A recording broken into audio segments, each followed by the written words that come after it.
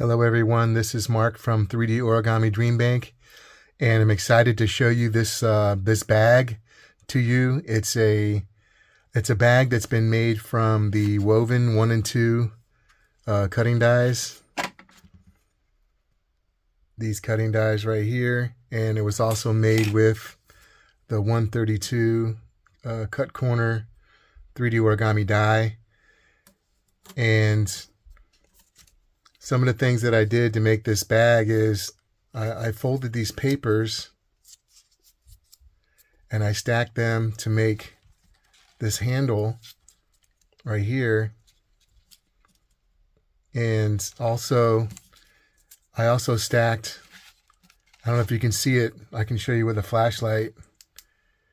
On the inside, the red makes up the spacing for the cones. Along the side, I don't have that much red here because I'm keeping the cones tight against each other. And I'm going to talk to you a little bit about this bag.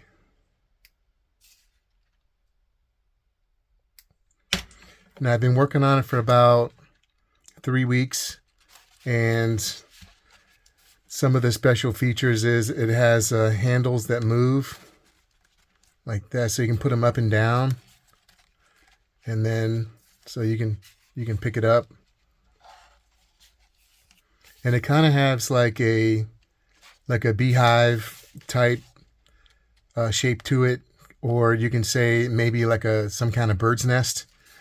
And then the underneath side has the pattern of the papers, and this is because I ran the cones from the top down. This ends up being the bottom right here, and this is how the bottom looks. I think it's really exciting to see all the red inside, and then you have the zigzag pattern at the bottom. And the way that I'm going to move the project to the side a little bit, the way that the papers work is that you'll fold them like this, and then you'll have a cone at the top, and then you'll fold it like this, and then you'll have one of them's down and one of them's up. And I like to kind of maybe shape the middle a little bit and then put them together. So I'll make a bunch of those, and then I'll fold some of these. These I call the straps, and then these are just like the middle part, like if you were to have a long strip of reed material. The same thing goes for this. You fold one, flip it up, and then you have the points at the top, and then you'll fold this one down, and then you'll have the points are two different sides. Now, what I did for the bottom was a little bit different. To get the straps to go across the bottom, I went ahead and I made it so they were like this, and then I put them on, boom, like that, to make the bottom. That's how I applied them to the bottom.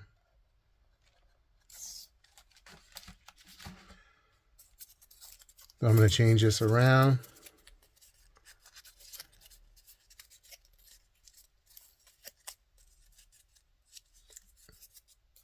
Just like that. Now, there's several different ways you can do the woven. You can you want to try to keep it flat as possible. And that's why I had an idea to make the bag. And then this is another explanation of some of the spacing, depending on how far apart you want these to be, then that'll be the difference. Like this doesn't have any spacer cones in it at all, whereas this one has the blue ones. So the spacing is important it depends how you want something to look. So what I like about this also is that some of these areas, they are revealed, right? So it almost gives it the look of like real, like reed, like basket, which I think is pretty exciting. Some of them are sticking out, which is okay. I think it's really cool. Right here, it's sticking out, and it just looks really rugged, rustic. It looks like a real woven type piece. It really does create the illusion that it's woven. Now, a large part of it's woven, and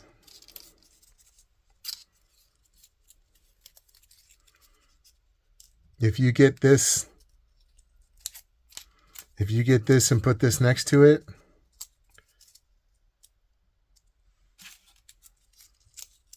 like I'm doing right here, you can try to see about what you can do to go around it and hook it again, because this is all that I'm doing when I'm stacking the cones. I'm stacking them in such a way where when you overlap them, it makes this pattern right here. And I just stack it and stack it and stack it. If I want to try to push this way, then what I'll do is I'll undo it, and then I'll put in another red. So here this becomes my space, and then I'll put in another red right here. So now I just moved it over like almost an entire cone length.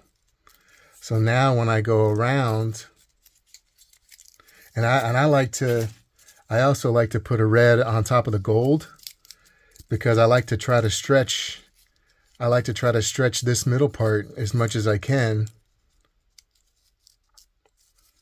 And if you see, I think I stuck it over too many. I like to stick it over only 2, and I stick it back in there. And I actually have a lot of room, so I have enough room to put another red around it. But this is, when they're all together, it's going to shove it over a little bit, and that's exactly where it's going to be.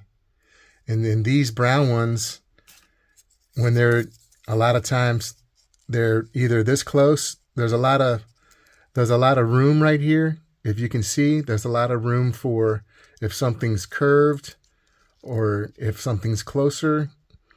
Generally speaking, they're about this far apart. I like to have them about this far, and this is the method that I use to make the basket.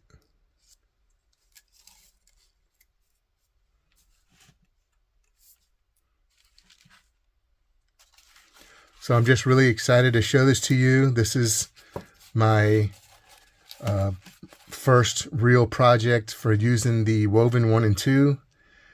I used my samples to give me some inspiration, and I thought about, wouldn't it be nice to make kind of like a designer fashionable bag, and I'm really proud of this one.